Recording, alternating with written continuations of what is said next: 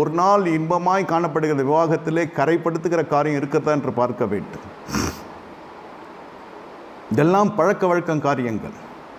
இது மொர்தெகாயினுடைய மனதுக்குள்ளே காணப்படுகிற ஒரு காரியம். யாரையும் வணங்கிறது இல்லை, யாரையும் நமஸ்கரிக்கிறது இல்லை.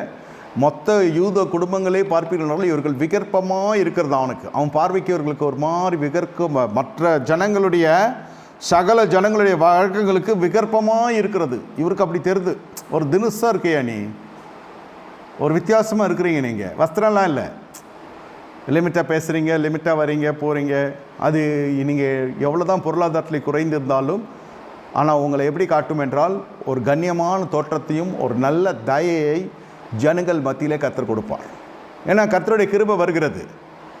சிறைச்சாலை போட்டாலும் அங்கே யோசேப்புக்கு கர்த்தருடைய கண்களிலே கிருபை கிடைத்தது. சிறைச்சாலைக்காரனுடைய தலைவனுடைய கண்களிலே தயவு கிடைத்தது. கிருபை இல்லாமல்